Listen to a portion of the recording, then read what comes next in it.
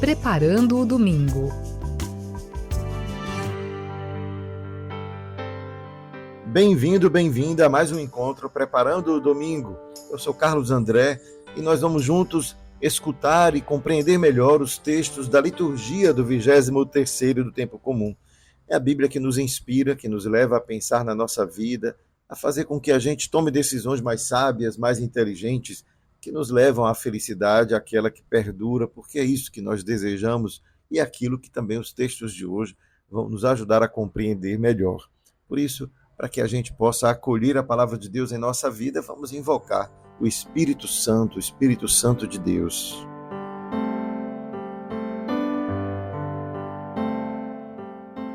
Venha Espírito do Pai e do Filho, venha Espírito de amor, venha Espírito de infância, de paz, de confiança e de alegria. Vem alegria secreta que brilhas através das lágrimas do mundo. Vem, Espírito Santo, vida mais forte que nossas mortes. Vem, Pai dos pobres e advogado dos oprimidos. Vem, luz da eterna verdade e de amor derramado em nossos corações. Permanece em nós, Santo Espírito de Deus. Não nos abandones, nem no duro combate da vida, nem no momento em que tocarmos o final da caminhada. Vem, Santo Espírito de Deus. Amém. A primeira leitura de hoje é do livro do profeta Isaías. Dizei às pessoas deprimidas: criai ânimo, não tenhais medo. Vede, é vosso Deus, é a vingança que vem, é a recompensa de Deus. É Ele que vem para vos salvar. Então se abrirão os olhos dos cegos e se descerrarão os ouvidos dos surdos. O coxo saltará como um cervo e se desatará a língua dos mudos. Assim como brotarão águas no deserto e jorrarão torrentes no ermo. A terra árida se transformará em lago e a região sedenta em fontes de água. Ora, essa passagem do profeta Isaías nos revela algo muito significativo, embora ela seja tão curta, que é de perceber que essa esperança que Isaías mostra é a esperança que cada um de nós carrega no coração. Todos nós esperamos que um dia as coisas melhorem. E aí, muitas vezes, quando nós temos um pensamento muito pessimista, onde imaginamos somente que tudo pode piorar, encontramos aí as pessoas deprimidas, né? Deprimidas no sentido de entristecidas, pessimistas em relação ao futuro, sempre cabisbaixas, sempre com aquela nuvem negra em cima, né? Imaginando sempre o pior a cada instante. E aí o profeta vem dizer: calma, tenha paciência, crie ânimo, porque Deus não nos abandona. Ele vem para nos salvar. É como se dissesse assim: embora tudo pareça alheio à vontade de Deus, alheio ao olhar de Deus sobre o mundo, embora tudo pareça que Deus nos abandonou a nós mesmos, a nossa própria, quem sabe, maldade, a gente descobre que não, né? Que Deus não está ignorando aquilo que acontece. E aí o profeta diz: olha, um dia todas as coisas vão reencontrar aquele caminho que havia sido traçado por Deus um dia, que é o caminho da vida. Essa é a grande esperança que a religião pode nos oferecer e que a Sagrada Escritura nos atesta, nos dando, por exemplo, um documento que diz: a sua esperança tem um fundamento, que é um fundamento que atravessa os milênios, não mais os séculos, mas milênios, que é o fundamento da esperança que está no coração de cada ser humano. Deus, de alguma maneira, colocou essa esperança dentro de nós. Os animais não têm esperança. A esperança deles é de encontrar o alimento de cada dia e um dia a morte vai colher, seja pela regra natural da vida, seja porque a lei da selva vai sempre escolher os mais fortes. Por isso, embora não possamos impedir que esta lei continue exercendo a sua força, o seu poder, mesmo entre os homens, podemos ter esperança de que Deus não vai deixar que a vitória dos maus seja eterna, seja permanente, mas que a nossa esperança de que esse Deus que é amor, que também vem um dia para nos resgatar. Por isso esse texto fala de vingança, não é? A vingança que vem. É vingança nesse sentido, de que Deus não haverá de deixar que o mal prevaleça eternamente, mas que um dia haverá de resgatar tudo aquilo que ele mesmo criou para a vida. É assim que então a gente vê o profeta anunciar: então se abrirão os olhos dos cegos. Naquele dia se abrirão os olhos dos cegos, os ouvidos dos surdos, e tudo aquilo que representa esse desabrochar da vida em sua potência máxima, não é? Por isso mesmo, quando a gente lê um texto como esse, a gente vai dizer: embora nosso temperamento possa nos levar a uma tristeza, a um desânimo, temos uma palavra que nos oferece conforto, alegria e uma dose de otimismo para além da nossa capacidade, que é de colocar em Deus aquilo que tudo pode, a nossa última esperança, a esperança maior que podemos ter. É claro que quando dizemos isso, a esperança que temos em Deus de que tudo isso aconteça, é porque estamos reconhecendo que tem uma parcela da vida diante da qual nós somos impotentes. Mas não significa que deveríamos cruzar os braços deixando que Deus faça tudo. Uma prova disso é que, graças justamente ao esforço humano e àquela iluminação de Deus que nos encoraja a ir para frente, quantas coisas a ciência já não conseguiu realizar, não é? Se a gente imagina quem tem catarata, que vai fechando os seus olhos e a ciência vem e consegue eliminar aquilo que estava ali ofuscando a vista, deu olhos, abriu os olhos ao cego. De certa forma, a ciência realizou algumas dessas coisas que nesse texto de Isaías a gente encontra, abriu os olhos aos cegos, aqueles que são surdos e conseguem ouvir graças à tecnologia que coloca-lhes um aparelho no ouvido. Então, para a gente dizer que existe aquela libertação definitiva, total, espiritual, em um plano superior a este que nós vivemos, mas também existe aquela que é fruto do esforço humano, confiantes, portanto, na inteligência que Deus nos deu e trabalhando pelo bem comum, e que nós conseguimos, sim, realizar aqui já neste mundo algo desta passagem de Isaías que nós encontramos. Por isso, é importante que a gente não esqueça, existe a contribuição humana para que essas promessas de Isaías também possam acontecer já neste tempo, sem que isso anule a esperança maior de uma definitiva libertação de tudo aquilo que nos aflige, né? Tudo aquilo que nos ofusca a liberdade, a vida. É por isso que a fé vem sempre nessa dupla mão, né? É uma via de mão dupla, nos leva para o alto, mas também nos leva para os lados, para olharmos uns aos outros e percebermos que somos corresponsáveis pelas vidas uns dos outros. É assim que quando a gente lê o Salmo, a gente pode, junto com o salmista, louvar a Deus. Bendizei, ó minha alma, ao Senhor, bendirei ao Senhor toda a vida. O Senhor é fiel para sempre, faz justiça aos que são oprimidos, ele dá alimento aos famintos, é o Senhor quem liberta os cativos. E aí vemos o quanto a ação humana é oferecida aqui como uma ação que vem como impulsionada por Deus. Isto é, se movido por Deus, eu sou capaz, portanto, de fazer justiça aos oprimidos. Se movido pela minha esperança maior de vida, eu sou capaz, portanto, de compartilhar com aqueles que menos têm. É Deus que age em mim, não é Deus que me inspira a olhar para o outro como um irmão. Porque se eu olhar para mim mesmo, meu instinto animalesco de sobrevivência, eu vou apenas olhar para a lei da selva. É o mais forte que vai sobreviver, que o mais fraco pague o preço pelo seu DNA mais fraco. Mas aqui encontramos uma palavra que nos ajuda a vencer essa tentação, né, de pensar que devemos agir assim simplesmente porque somos descendentes, como todos os animais, de um contexto biológico. É nessa hora que a religião vem nos salvar de fato, né, nos salvar de nós mesmos, nos salvar dessa visão limitada da vida, do mundo, e assim nos permite, de fato, construir um mundo mais solidário, mais fraterno, e quem sabe ir cumprindo já neste mundo aquilo que nós lemos lá no profeta Isaías. Olha o que São Tiago, então, vai nos dizer, nos presentear na sua carta, na segunda leitura. Meus irmãos, a fé que tendes em nosso Senhor Jesus Cristo, glorificado, não deve admitir a acepção de pessoas. Pois bem, imaginai que na vossa reunião entra uma pessoa com anel de ouro no dedo e bem vestida, e também um pobre com sua roupa surrada. E vós dedicais atenção ao que está bem vestido, dizendo-lhe: vem sentar-te aqui à vontade. Enquanto dizeis ao pobre: ficai aí de pé, ou então senta-te aqui no chão aos meus pés. Não fizeste então discriminação entre vós? E não vos tornastes juízes com critérios injustos? Meus queridos irmãos, escutai. Não escolheu Deus os pobres deste mundo para serem ricos na fé e herdeiros do reino que prometeu aos que o amam? Olha como São Tiago toca na ferida da gente. Porque é muito fácil a gente olhar para o mundo e, apontando o dedo, dizer: sejam mais fiéis a Deus, convertam-se, amemos-nos uns aos outros, somos todos irmãos.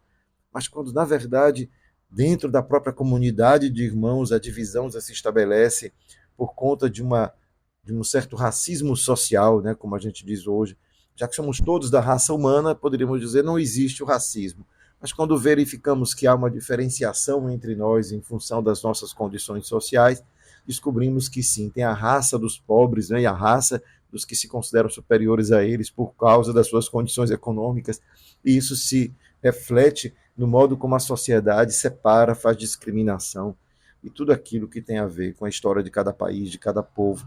E por isso mesmo, vemos o quanto nessa passagem de São Tiago, a própria comunidade cristã é chamada a atenção para perceber, cuidado, para que isso não venha também a destruir a própria fraternidade na qual nós fundamos a nossa fé, que a fraternidade impeça que façamos a acepção de pessoas, diferenciação entre pessoas no seio de nossas comunidades, entre nós cristãos. E se a gente quiser imaginar, não apenas dentro da igreja, afinal, um país como o nosso, que se declara 90% cristão, seja lá de quais denominações sejam, né, protestantes ou católicos, não deveria permitir-se, ainda que certas acepções de pessoas, né, existissem entre nós. Nessa grande comunidade cristã que é o Brasil, de fato, dá um testemunho contrário à sua declaração de fé, quando permite que a sociedade ainda seja tão sectária, tão dividida. Né? Esse texto de São Tiago, portanto, não deveria ser lido apenas se referindo à nossa igreja, à sua comunidade paroquial, mas a pensar esta grande comunidade que se diz cristã, que é o país em que vivemos. Aleluia, aleluia, aleluia, aleluia, aleluia, aleluia, aleluia, aleluia.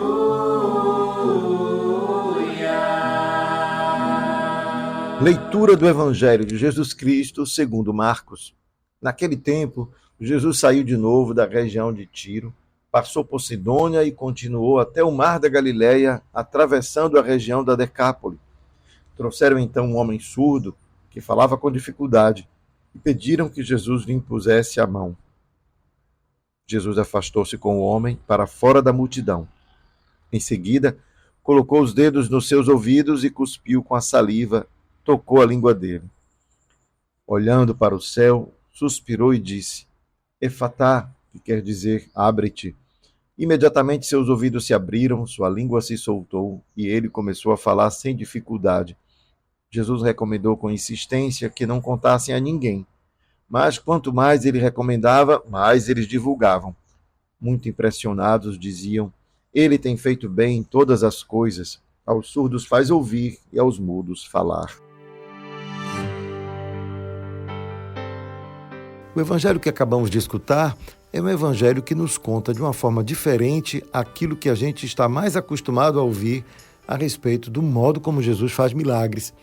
Veja quanta coisa diferente a gente vê aqui. Primeiro, Jesus estava caminhando não nas regiões da Judéia, na Galileia, mas fora, em um lugar distante, Tiro, Sidônia, na Decápole. Todos esses lugares denominam regiões que não são regiões onde moram os judeus. São os chamados pagãos, aqueles que vivem nessa região. Portanto, Jesus sai daquilo que é o convívio dos discípulos para ir ao encontro de pessoas distantes, diferentes, aquelas que não compreenderiam de imediato a sua palavra, porque Jesus fala para quem, como judeu, conhece as promessas que Deus havia feito de um Messias, de um profeta. Portanto, Jesus faz algo extraordinário fora do ambiente daqueles que poderiam reconhecer nele aquele que é o Messias, o enviado. Então, a região dos pagãos. Já começa aqui a estranheza desse relato. Mas o relato também faz outra coisa estranha. Jesus não cura este homem no meio da multidão, como ele fez com tantas outras pessoas. Ele tira este homem do meio da multidão e, a sós com ele, realiza gestos também estranhos. Jesus coloca saliva na língua deste homem e depois eleva o olhar para o céu e diz: abre-te.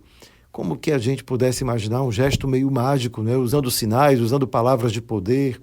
É claro que quando lemos um texto assim, muito diferente daquilo que a gente está acostumado a ouvir em relação aos milagres de Jesus, onde ele diz e com uma palavra, mesmo à distância, a pessoa fica curada, a gente começa a entender então que o evangelista, aquele que escreveu, está querendo nos ensinar algo através dos símbolos gestuais.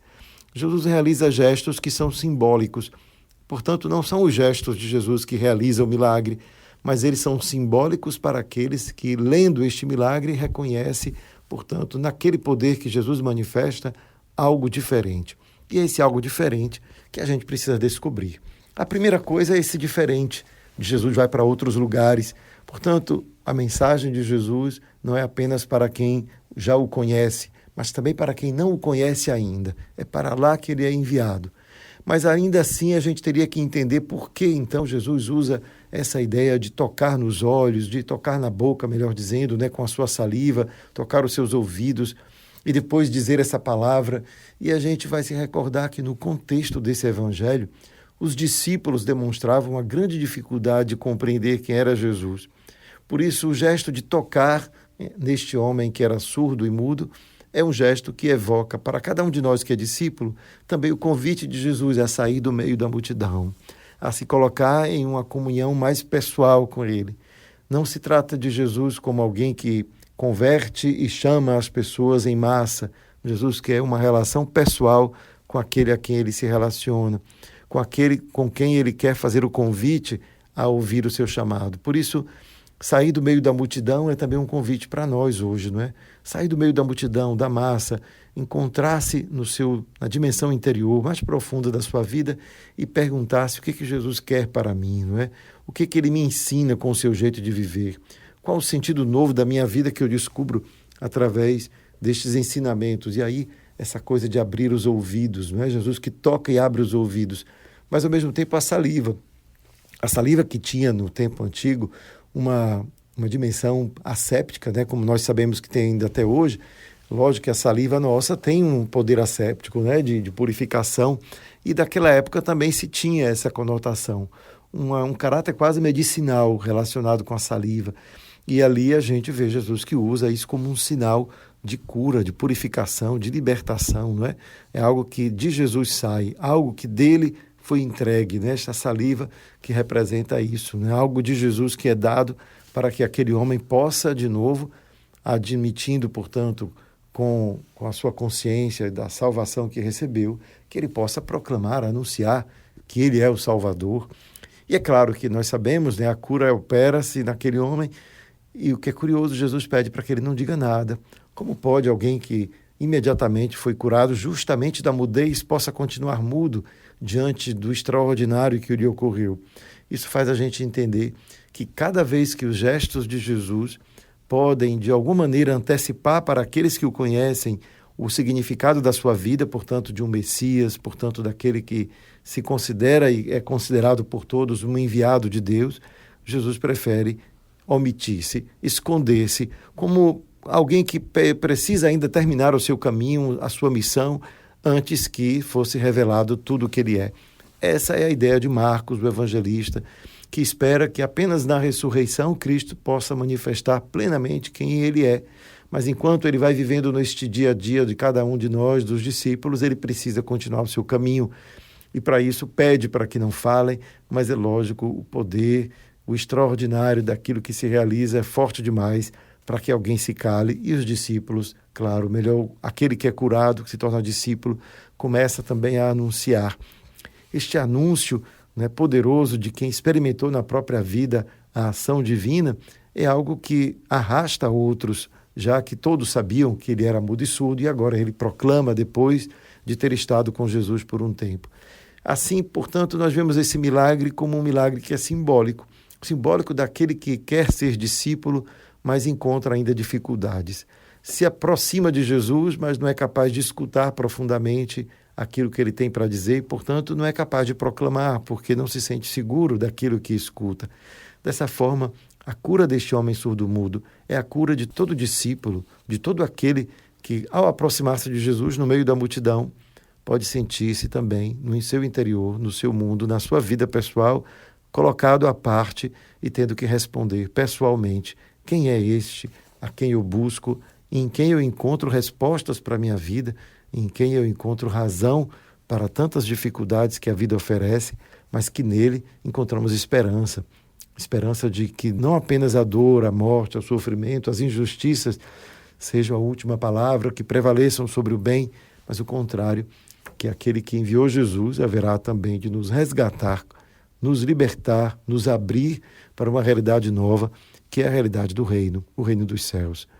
Então esse milagre, para além de uma pessoa curada, é um milagre simbólico da cura de todo discípulo que precisa escutar e anunciar aquilo que aprendeu do Mestre.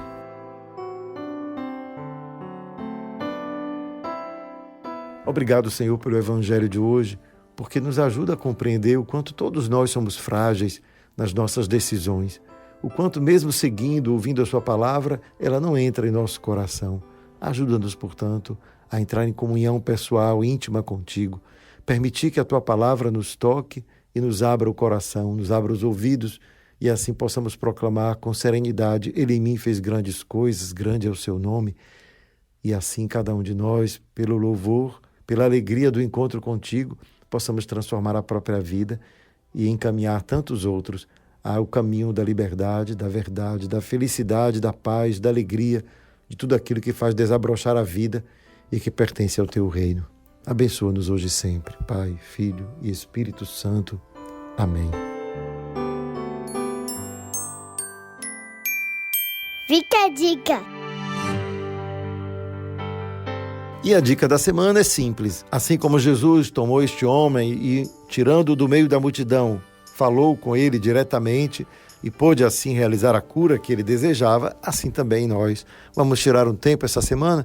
Que tal aproveitar a ocasião para reservar um horário durante esta semana, quem sabe todos os dias, ou pelo menos uma vez nesta semana, para em um tempo a sós com Jesus escutar a Sua palavra, interrogar-se sobre o que ela significa na sua vida e assim fazer também a experiência desta libertação interior, abrir os ouvidos para o que a palavra de Deus tem para nos ensinar. Fica a dica da semana. Preparando o domingo.